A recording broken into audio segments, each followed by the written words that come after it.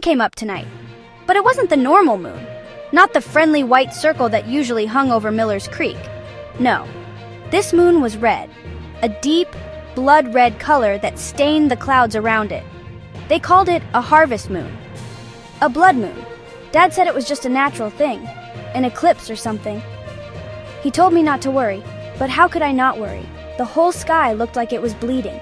It dripped a weird, spooky red light all over our farm. It made the familiar shape of the barn. The silo looked strange, monstrous. I stared out my bedroom window, my breath fogging up the glass. The red light made everything look wrong. The fields of corn, usually golden and friendly, looked like they were on fire. The shadows stretched long and thin, like dark fingers reaching for our house. A cold feeling crawled up my spine. It wasn't just the autumn chill in the air. Down in the south field, I could just make out the shape of Old Man Hemlock. That's what we called our scarecrow.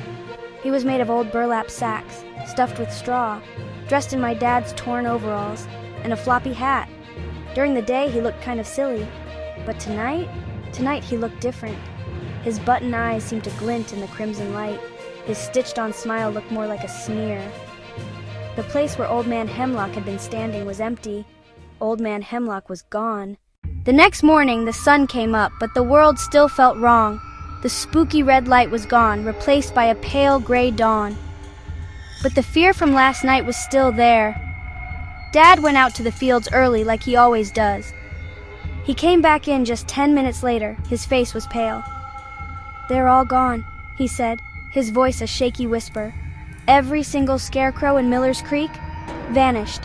The phone started ringing. It was Mrs. Gable from down the road. Her scarecrow Patches was gone too. Soon, everyone was calling everyone else. It was the same story all over town. Every single field was empty. Every scarecrow post was bare. Mrs. Gable called back.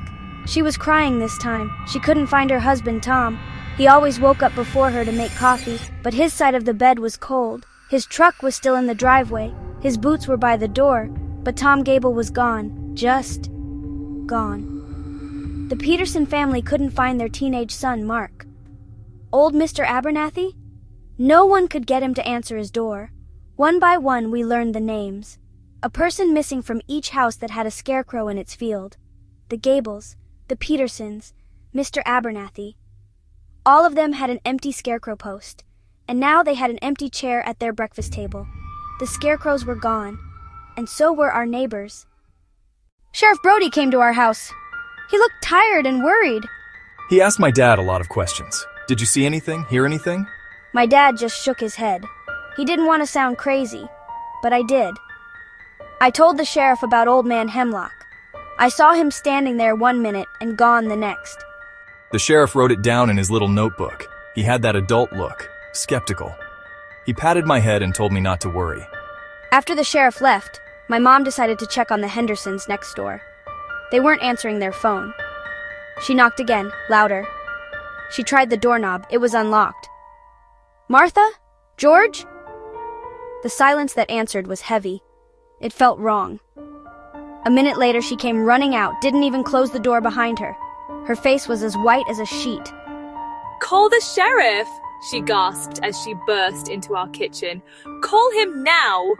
When Sheriff Brody came back, I followed him to the Hendersons' front door. I peeked inside, even though my mom told me not to. The house was quiet. Too quiet. On the clean wooden entry floor, there was a trail. A messy trail of something yellow and dry. It looked like someone had dragged a leaky bag through the house.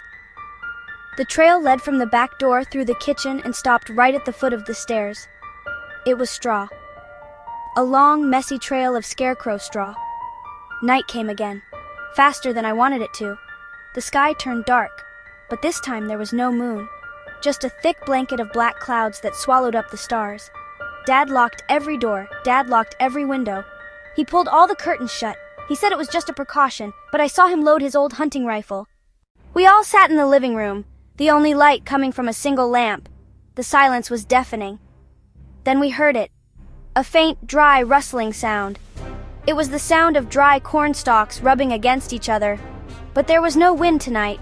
The sound grew closer. It wasn't just the corn. It was something moving through the corn. Something dragging itself along. Suddenly, a new sound started. Scrape, scrape, scrape. Something was scratching at the wood. Then a loud thump hit the door. Thump, thump, thump. Dad stood up, raising the rifle to his shoulder. He crept toward the back of the house. Dad peered through the small window at the top of the door. He stood there for a long time, not moving. His shoulders started to shake. He slowly lowered the rifle and backed away from the door. His face was slick with sweat. "What is it?" Mom whispered. "What did you see?" Dad turned to us, his eyes wide with a terror I didn't know was possible. "They're just standing there," he choked out. "In the yard! They're watching the house! All of them!" We didn't sleep. How could we? We stayed huddled together in the living room listening. The rustling sounds continued. We would hear scraping on the walls, a soft thump against a window. When the first gray light of dawn finally seeped through the curtains, the sound stopped. Just like that. Complete silence. "They're gone," he finally said, his voice hoarse. "The yard is empty." We didn't feel relief, just a hollow, chilling emptiness. Later that afternoon, a strange noise made me look up. It came from above us. A soft, scraping sound. It sounded like it was on the roof. The scraping turned into a slow, dragging sound, like something heavy being pulled across the shingles. A small piece of straw drifted down past my window. Then another.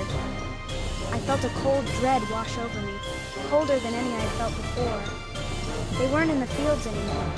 They weren't waiting in the yard. I slowly tilted my head back and looked up at the ceiling. And I had a terrible thought. A thought that made my blood run cold. They had learned to climb.